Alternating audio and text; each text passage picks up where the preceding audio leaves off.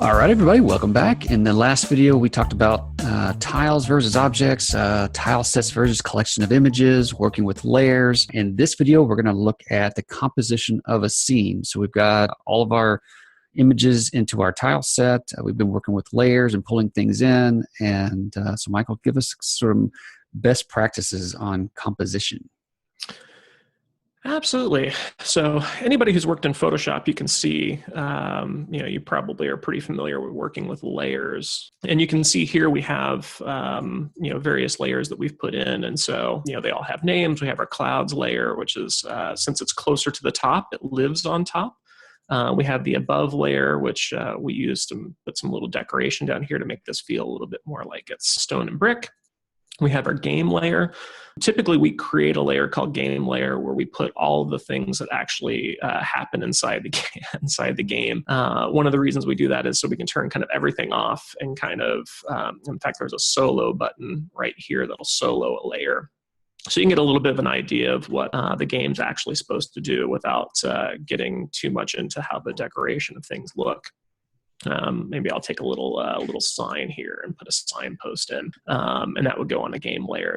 And so one of the things of having a game layer, let's go ahead and drop our hero in here as well, is for us to kind of look at the game in singular and not necessarily be so hung up on all the other kind of graphics that we need to put in, kind of give the user the idea of what world they're in.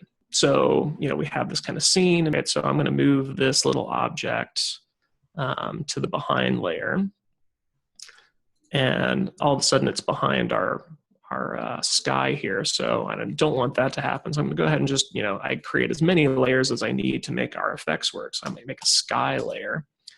And sillily enough, I want the sky layer to be in the very back, because I want my player, my little hero here, to be always in front of the sky. So I know he lives on the game layer.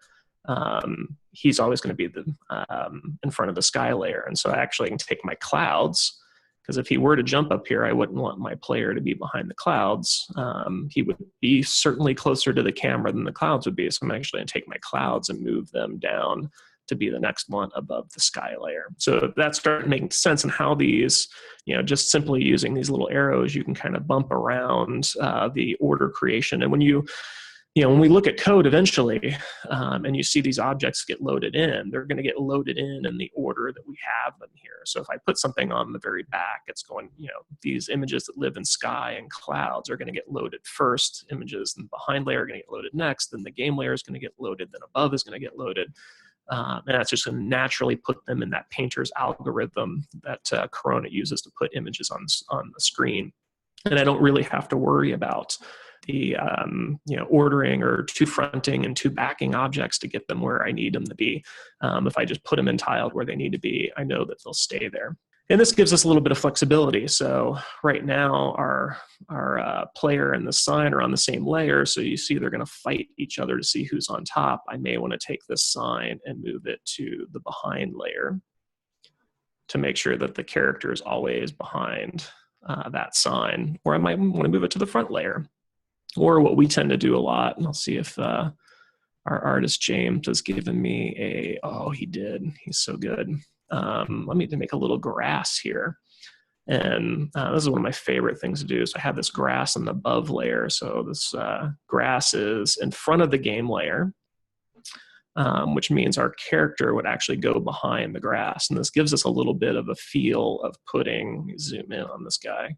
Gives us a little bit of the feel of the fact that he's living in this world, right? He's in front of this sign, but he's behind these little tufts of grass. And the fact that this grass isn't necessarily living on the same kind of, plane as the floor here, really gives us a feeling that, he's kind of going through. And then just little code things, right? So maybe when the character is moving through this grass, his velocity reduces a little bit. So it's a little tougher for him to walk through the grass than, not walk through the grass. These things become all little simple ways of, bringing a little bit of interactivity to, kind of the mechanics. Not really even talking about the design yet, but just simply the mechanics. Now, this could be a mechanic, right? You could have an endless runner where the character slows down when he's in this grass, and that could become something that would be a mechanic for a game.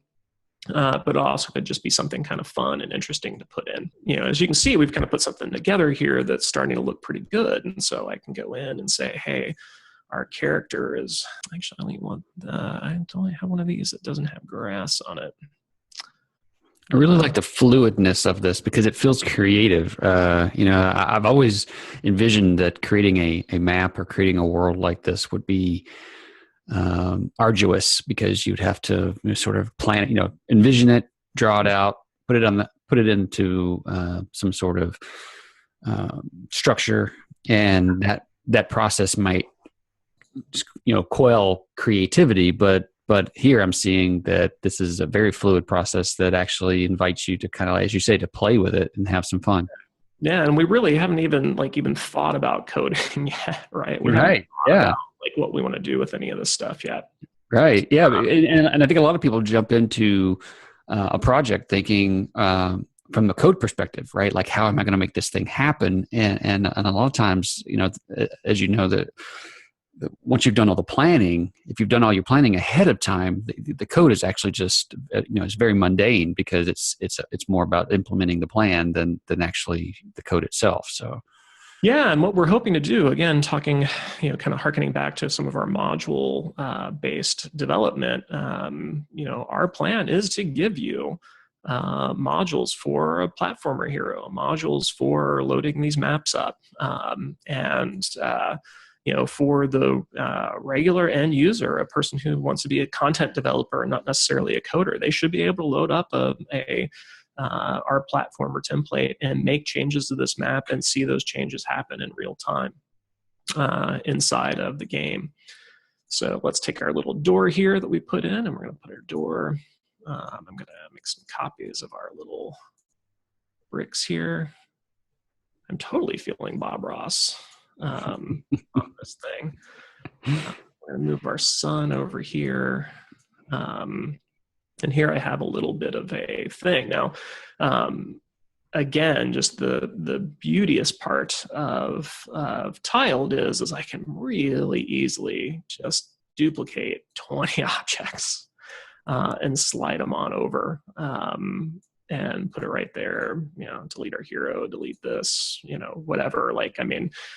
Once you get some of your kind of base pieces together, starting to duplicate those and generate more content with it. Or let's say you're doing an endless runner, putting in an ender frame listener on some of these things that when they go off the side of one side of the screen, they come back in on the other side of the screen, to where this becomes kind of an endless loop, becomes pretty easy. So as we can see here, obviously we've done no coding and development yet, but you can kind of get the idea that our little hero is going to, I got a few copies of this guy here.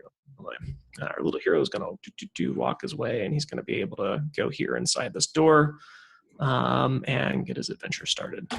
So hopefully that gives people a little bit of an idea how to kind of put together a scene by using a collection of images. Now we're going to talk about actually putting properties onto these images that's going to make our coding of this scene so much easier.